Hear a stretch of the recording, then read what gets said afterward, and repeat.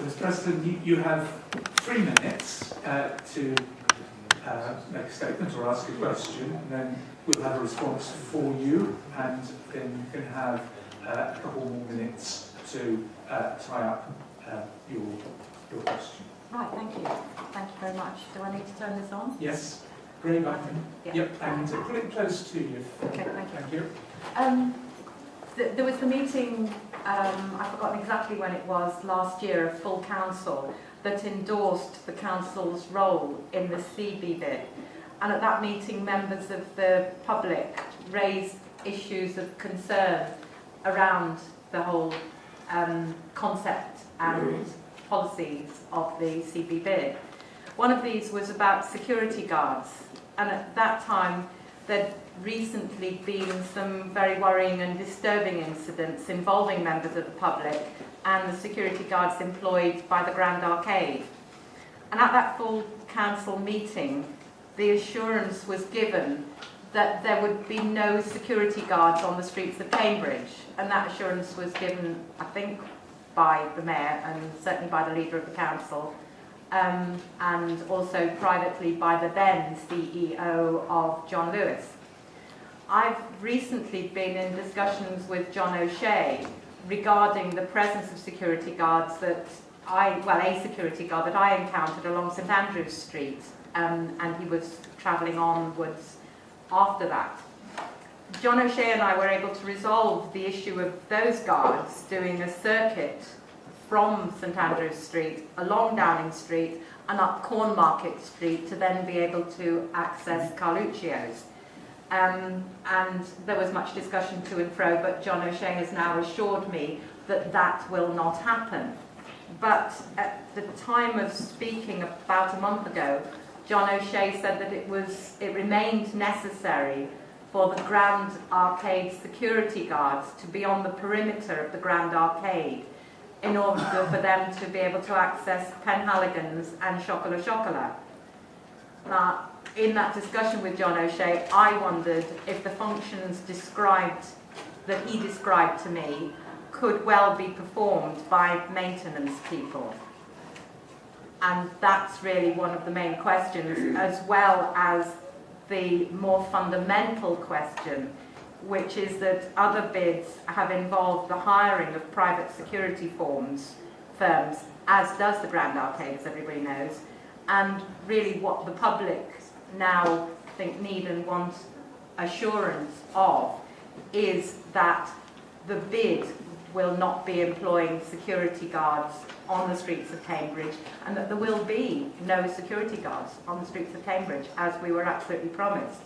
There is also another slight query, is wondering why the bid presentation has been moved to this committee when originally it was the Strategy and Resources Committee which was totally involved.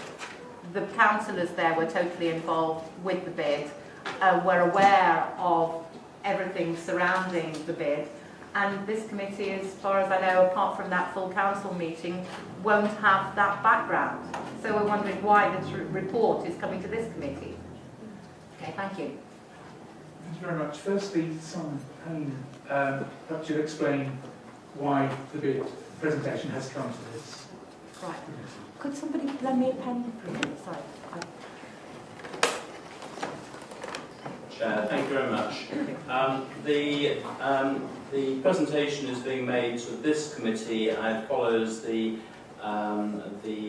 rearrangement of responsibilities and the fact that the Executive Council for Public Places attends this committee. So that's why it's a matter for this committee. Thank you. And we've got Emma Thornton, who's the City Centre Manager. Would you like to tackle the thrust of the question? Yeah, certainly.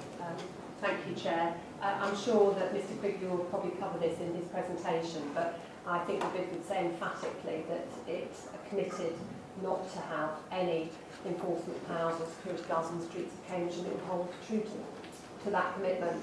So the discussions that Mrs Preston's had with John O'Shea are in relation to the privately employed security staff for the Grand Arcade, which is a privately managed shopping centre.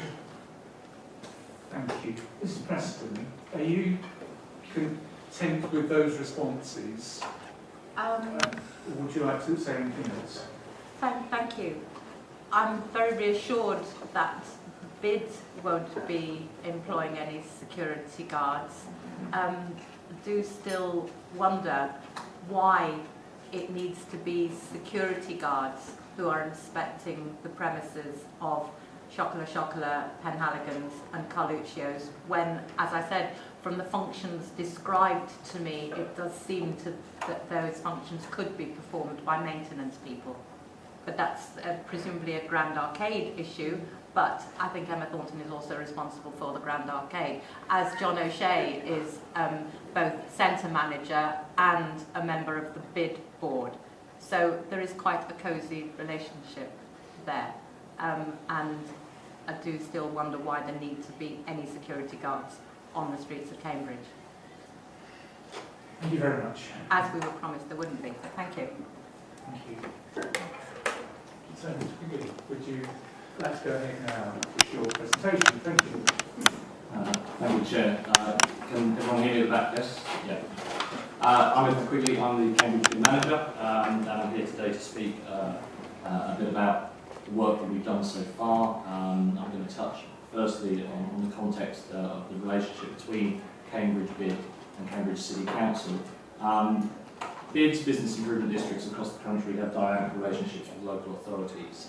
The relationships cross a few different boundaries. For instance, firstly, Cambridge BID is an independent organisation, completely separate to city county councils. However, when the BID company was formed, a series of statement of operating principles were written into the memorandum and articles of association.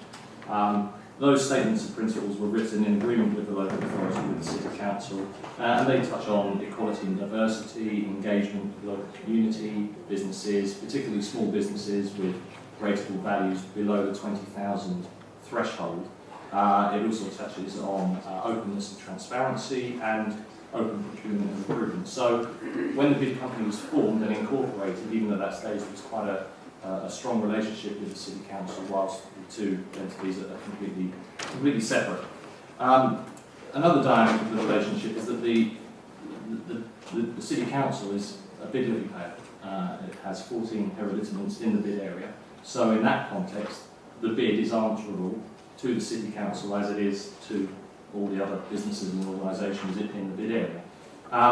Obviously, the City Council represents residents and is an important stakeholder. It delivers services to residents as it does to businesses. And the BID company is a business in the BID area. So we have services from the City Council, waste collection, we pay our business rates, we pay our BID levy, and the City Council will collect that BID levy on behalf of Cambridge BID. That collection of the BID levy is set out in BID legislation.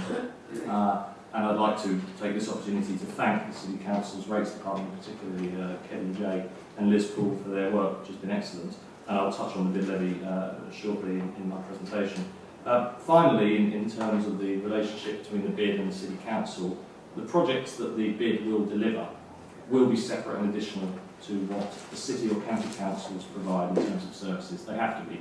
BID businesses are paying the levy and expect there to be additionality, and so therefore that is what the BID will deliver. However, there are certain projects that will obviously be closely aligned with what City and County Councils provide. I've got on the presentation here cleansing is one example. The City Council provides cleansing services in the BID area. The BID will be providing or delivering a project called Rapid Response, which I'm in the process of defining at the moment, but it is with a view to street-by-street deep cleansing and jet washing. Obviously, these projects are very separate. What the BID will be delivering is above and beyond what the City Council will deliver, but having a good line of communication and being aligned with the City Council is essential so that we deliver what is best for Cambridge as a city. So that's a bit of the context. What we've achieved so far, before we can talk about projects, we have to set up a BID company, which is a piece of work in itself. It's a new company, it's an independent company limited by guarantee. We have worked since the beginning of the year. I've been in post since the beginning of February. We've worked to get the BID company launched and off the ground. We have formed the BID board. And as was mentioned, I'm joined today by Michael Wiseman, who's the chair of the bid board. The formation of the bid board is pretty much now complete. We have outstanding places in the educational sector, and we're working with Anglia Ruskin, the University of Cambridge and the colleges to resolve those 2 places. 3 into 2 can't go, so we're working on an agreement there with the nominees. What I would say as well, in terms of formation of the board, there are 3 places on the board for independent businesses in Cambridge, and such was the level of interest from independents that we had to have an election, which was successful in establishing the 3 places on the board. And once again, my thanks go to Gary Clift, who's the Democratic Services Manager here at the Council, for his assistance with that in helping us administer the election. Bid levy collection, well, we're currently standing at just under 97% of the levy collected, which is excellent, frankly, in a new bid. There's always going to be an element of bad debt because, unfortunately, you have businesses that go into receivership and administration. There are a small number of businesses who have yet to pay, and the bid company, the bid team, myself and my colleagues, are working with the City Council in terms of collecting outstanding levy payments to ensure we get as close to 100% as we can. Other achievements have been, well, the recruitment of staff. The bid indirectly employs 8 members of staff as my post. There are 2 members of staff who have been seconded from the City Council to the bid, who previously worked with Love Cambridge. And through the Welcome People, we employ currently 5 city ambassadors who are out on the streets and have been since the beginning of August. We will also be recruiting 2 more members of staff, 1 full-time and 1 part-time, in the near future. So that's the bid setup, but in addition to that, since the 1st of April, we've delivered a number of projects. I've got a few here in my presentation that I want to touch on. Independence Month saw 50 of our independent retailers get involved in a nationwide promotion that received a lot of local and national exposure. The 50 independent retailers, 85% of them are looking to participate again next year, and a major proportion of them saw an increase in footfall and sales, and spoke very positively about their involvement in the project. We have our first Cambridge Bid Awards coming this week. The Mayor will be joining us at that occasion, and we have 60 businesses involved. We're working in partnership with a company called Store Checkers, who have conducted a number of mystery shops over July and August to these 60 businesses. We'll be providing them with detailed feedback, and to add value to that, we will be working with training providers to enable businesses to upskill staff where there may be deficiencies or where they may fall short following the mystery visits. Cambridge City Ambassadors launched at the beginning of August. Our City Ambassadors are here to represent Cambridge. They're here to promote our city, meet and greet all users of the city centre. Since the beginning of August, they've engaged with over 11,000 users of the city centre. They started this week visiting businesses, which is a secondary and very important element of the role. Just touching on, Katie, your comment earlier, I can assure you that the ambassadors do not have any security or enforcement objectives whatsoever. And they are really here to promote Cambridge as a city to all users of the city centre and provide assistance and guidance where required. Lastly, taxi marshals. This was piloted, I think it was last year, but the bid are working with CAMBAC, and we have funded through CAMBAC the provision of taxi marshals in October and November to ensure that members of the public who use the city centre at night are able to get out to the city centre quickly and safely, and that taxi queues are well run and orderly. Following on from what we've delivered, there are a number of other projects that will be delivered this year. We have a website that has been built for us, but it's not the full website that we will have. There will be a website which has a comprehensive resource for the businesses and organisations in Cambridge City Centre. We have a brand new Christmas lights scheme. We have a new supplier of Christmas lights, and subject to permissions, the new scheme will see lights installed in new streets in the city centre, including Regent Street, St John Street, All Saints Passage, Market Street, for example.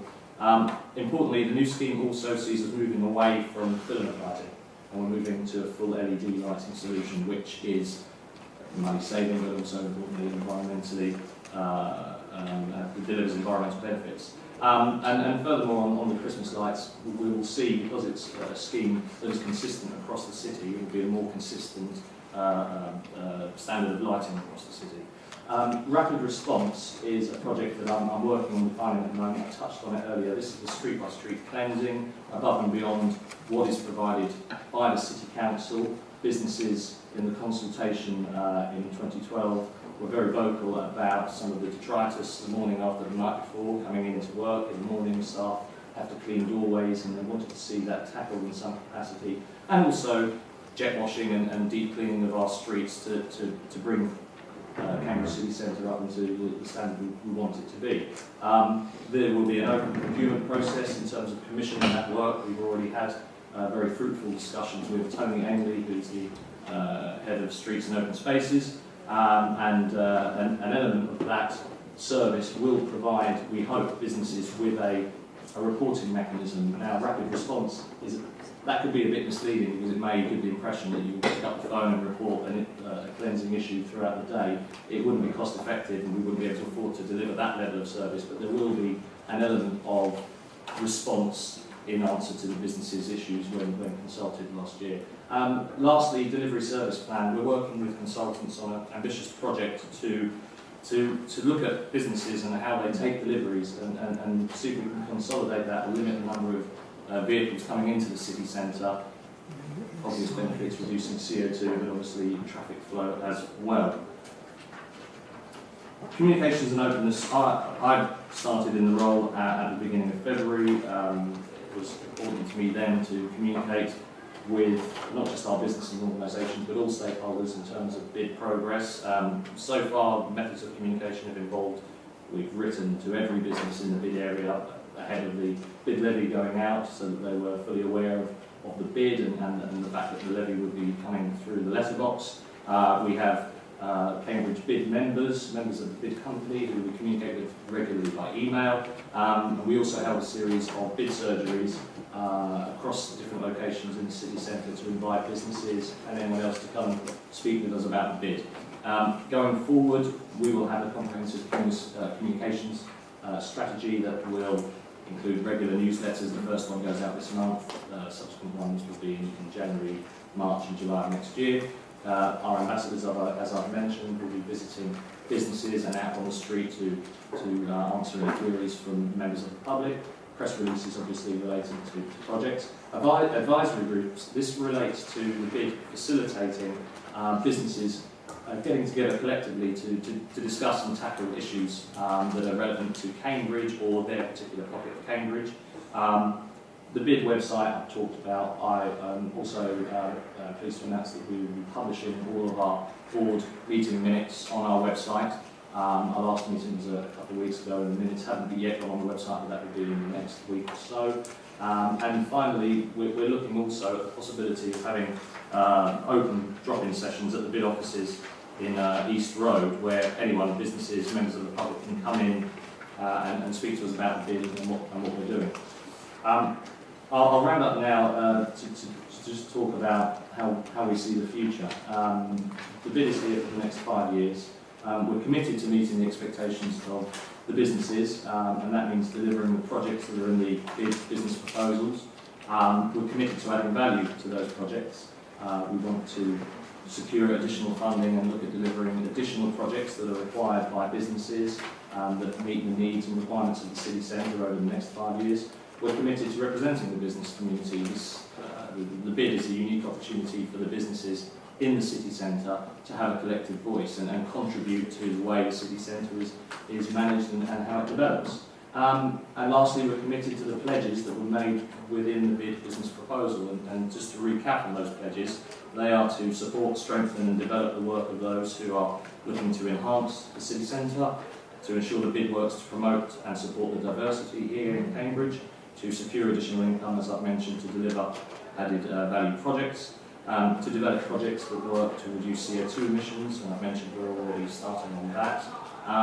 And finally, to provide skills, support and advice where possible to business communities outside of the bid area who may want to develop a bid themselves. So I'll round up my presentation to thank you for listening and to say that overall we're committed to working with businesses and all partners to improve Cambridge River. Thank you very much. We've got a few minutes available for questions to George, either directly to Quigley or to bring Michael Wiseman or Emma Thornton in. And if I've got George, then Kevin. There are a few questions. Whoever thinks they're relevant to answer it can answer them. First question is, you mentioned a few times that the City Council has helped out the bid by providing certain services, such as helping with the collection of the bid rate and also helping out with the election you had. I just wondered if the City Council is providing new services, have you worked out some kind of way of paying the council to do these services, so they're not doing it for free? Yeah. Second question is, I have heard from a member of the bid that when they try to pay their levy, they have problems with the phone payment system. I wondered why that was and whether that's been resolved. Thirdly, this street-by-street rapid response team that has been mentioned, I wonder how this is going to work with the City Council's existing services. So the Market Ward, which is large for the city centre, already has 2 city rangers, and the council is just introducing a rapid response team itself. So are these, how are they interacting? Are they going to be working with them? And what is the City Council's provision? How is this going to work when you've got people doing essentially the same thing by the sound of it? And lastly, the ambassadors. Now, I've seen these ambassadors who look like characters from Clockwork Orange, as we've noticed. Now, you say they've been visiting businesses, like, great, walk to buy a sandwich, or what are they doing?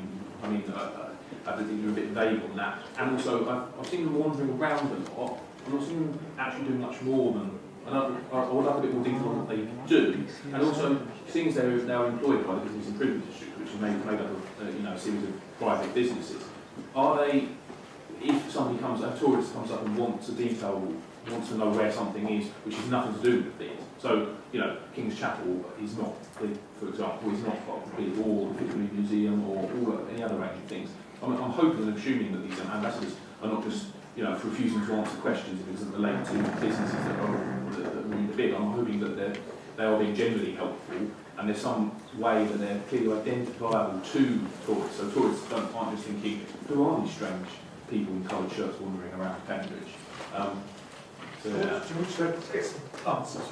I've got a list of the questions. The first one was, what recompense to Cambridge City Council has there been for services? Yes. Thank you, George. Yes, you're right. We have paid for services. The collection of the bid levy is a service that's provided to the bid. As I mentioned in my presentation, this is something that's set out in bid legislation. With bids across the country, they enter into an agreement, as we have done here in Cambridge. We have an operating agreement with the City Council, essentially that confirms that the City Council are the collection agents for the bid, and that we pay for those services. In terms of the guidance that we had from Gary Cliff at the election, that was assistance that was given to us over, I would say, a course of probably a couple of hours max over a period of a few weeks. So it was partnership working, a bit of assistance and guidance. The actual administration and development of the election was handled by myself and the bid company. We felt it prudent to go to someone in the know, such as Gary, to get sign-off and guidance on whether or not we felt we were going about things the right way. So it was a bit of hand-holding in a way, really, in terms of the election. On the bid payment, I can carry on. On the bid payment issue, yes, you're absolutely right. There was an error on the invoices that went out that stated the wrong number, which was corrected by the City Council's Business Rates Department, and replacement invoices were sent out. We were contacted by a number of businesses relating, trying to make payment, and it's unfortunate, and there was a mistake, and the City Council's Rates Department put their hands up and accepted that. And with bills going out to 753, I think it was, businesses, and a whole new system in place, sometimes these glitches occur, and it is unfortunate, especially when businesses are worried that they're going to incur further costs because of late payment. But the contact number on the invoice for inquiries about the bid was my number essentially, and I spoke to a lot of the businesses about it, their issues, and apologised to them for the problems that they had. In terms of the rapid response and street-by-street cleansing, yeah, you're absolutely right. There's no way in the world that the bid will be providing a project that duplicates what is done elsewhere. I'm not going to speak, and maybe Emma might want to come in on the City Rangers, but as I understand their role, they definitely do not jet wash pavements or forecourts, especially private forecourts, as the rapid response project would do.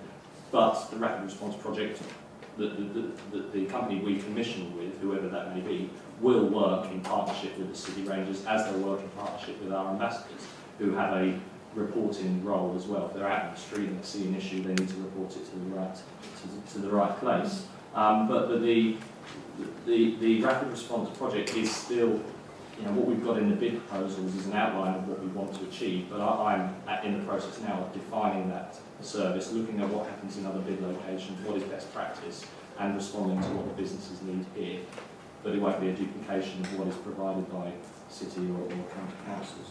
Ambassadors, yes, Clockwork Orange. Look, yeah, they've been called a lot of things. We've had a lot of communication from visitors to the city who've been very keen to have their photos taken with them for whatever reason. But it's interesting that you mentioned that on the one hand they look like a Clockwork Orange, but are they very identifiable? Yeah, they are. They look like a Clockwork Orange. And the figures that we've got of over 11,000 engagements with people in the city centre backs that up. What are these engagements? Well, anything, to be honest. It could be from a visitor, first-time visitor to Cambridge City who wants to know where the Tourist Information Centre is, or who wants to know where they should go to find some of our independent retailers. The role of the ambassadors is to be as knowledgeable as possible, and that is a challenge, and they've been challenged by residents, and rightly so, but they are to be as knowledgeable as possible about Cambridge. Now, you mentioned Fitzwilliam Museum. They are part of the bid. Every organisation that is in the bid area is part of the bid. That's how we consider it. So, and it's not just businesses. There's a rich cultural offering here. The ambassadors are not here to promote just businesses. They're promoting Cambridge. They're representing Cambridge. So that's the service that they provide. Business engagement. There's over 1,100 businesses in the bid area. There's no way in the world that the team at the bid office is going to be able to engage with those businesses effectively. So out on the street, the ambassadors are a very important link between the businesses and the bid team. They are going to be in there speaking to businesses and feeding back to us the issues and concerns that businesses have. Is that everything? Yeah, that's perfect. Thank you for that. And I'll bring Michael and Emma in a second, but let's get Kevin's questions in as well, and then perhaps there'll be ones for you to pick up on. Yes, thank you for coming to speak to us, and clearly this is a public meeting, so I'll take the opportunity to raise a couple of questions that I think the public would like to have asked. I mean, this project was quite long in the sort of preparation stage, and there's an awful lot of discussion. And Kevin, but bring the mic closer. Apologies. Is that better? Yeah. Yeah, this project was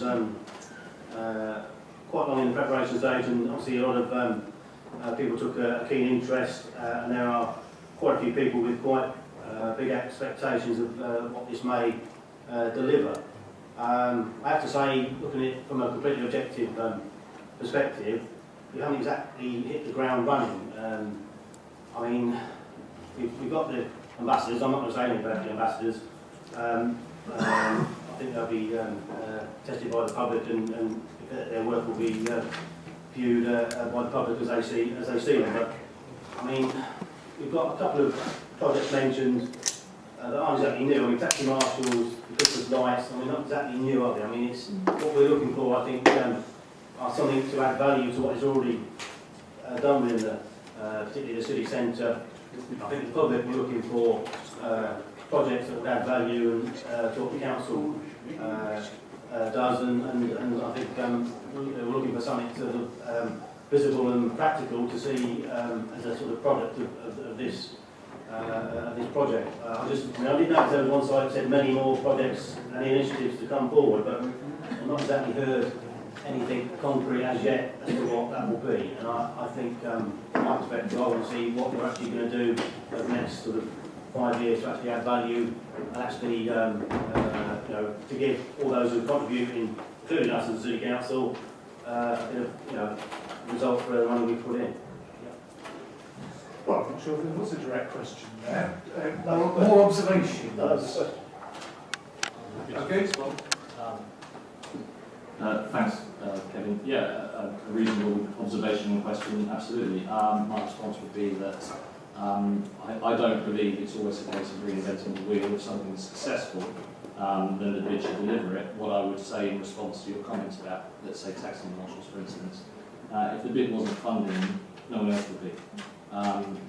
So quite simply, it's about continuing the projects that the businesses and organisations in the bid area primarily, but then we're trying to respond where we can to other stakeholders as well, responding to the needs. Now, Christmas lights, that's not new either, but if the bid wasn't here, they wouldn't be done, because Love Cambridge wasn't a sustainable model that could carry on doing it year on year. I won't go into the details, and Emma might want to comment.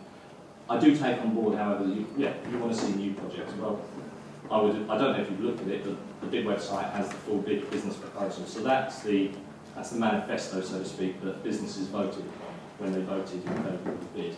In there are a number of projects that are not new, that have been delivered by Love Cambridge, but it was decided by businesses that they wanted to see those projects continue. There are new projects, Rapid Response, Ambassadors, two quite significant, visible projects that will make a big difference to Cambridge City on a day-to-day basis. And in addition to that, there's a number of other projects that talk about new events in the city centre for residents, for users of the city centre, and a number of other projects. I'm happy to speak to you afterwards, and maybe if you have a look at the bid proposal and give me your feedback on what's in there.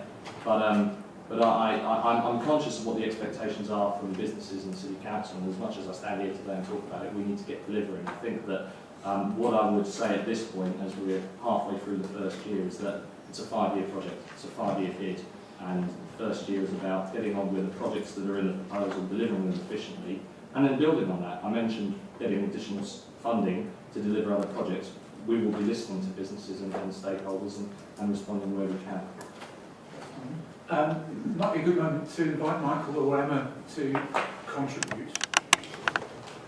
Yes, I would like just to say a couple of words on this. I mean, we must appreciate there's Ed, and then there's one combined role in addition to him at the moment. So there's 2 people in effect delivering on the bid. They've had quite a battle to find offices and get those set up. It's a completely new business. That's had to be undertaken. We have now got offices in East Road, but that's got a little time to sort out. Finding offices in Cambridge is not incredibly easy, and finding the right places is also quite a challenge. The Christmas lights we heard about, now there's something like 22 schemes in that, streets and areas that are being undertaken. Many of them haven't seen before. There'll be a fully coordinated scheme across the whole of Cambridge which we haven't had before. We've heard that the items are energy efficient. We are going through, for instance, a complete or a lot of replacement of the lighting columns. They've all had to be retested. There's about 101 columns that we've had to have tested to find out whether they'll take the weight of the lights. We have to have a conservation agreement with the City Council for putting these decorations up on some of the buildings, and we have to get permissions from the various landlords. It's not a simple process, and we've done it very, very carefully, as Ed has said. We don't want to rush in. It's more important that you get these things done properly and not rush into. So there has been a lot going on. We've heard about the independents. We're working more with the independents. It's a very key part of what we're doing. Perhaps, Emma, you might like to. Just a very couple of small points. Just on the theme of Christmas lights, I think Michael's highlighted the challenge that we've had over the last 6 years with the Love Cambridge voluntary setup.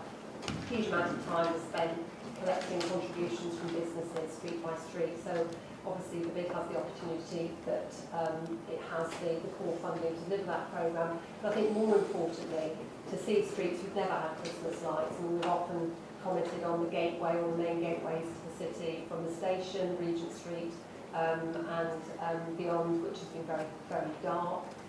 That will see lights this year in a couple of the places, also its passage, just off Trinity Street, another area. So all of those things wouldn't have been delivered, and actually Christmas lights per se wouldn't have been sustainable. It would have been a real challenge going forward.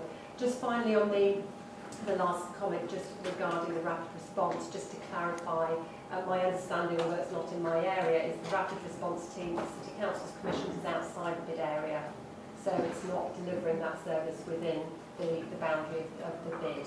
So I'd see there is an opportunity, very much so, for the bid to work very closely with the City Council to make sure that that service complements the existing street cleansing within the bid area. Thank you. Paul Saunders. Thank you, Chair. Just an observation, really. The bid is 5 years, you explained. At the end of that, presumably, unless there's a vote to continue in some new form, it will cease. So the challenge is for you to deliver to the shareholders of the bid, and that includes the City Council, the right outcomes. And if that's not successful, there won't be another one. So good luck. Can I just comment? Yes. Thanks. No, but you're right. It is about delivering. It's not about getting a reballot. It's about delivering projects, and out of the back of that, a reballot will take place. That's my approach to it, and that's the approach that I want the board to take. It's not about working towards a goal of a second vote. Let's get that vote. Do the projects, do them well. The business and organisations will vote for a reballot and additional projects as they may see fit. But I take it on board.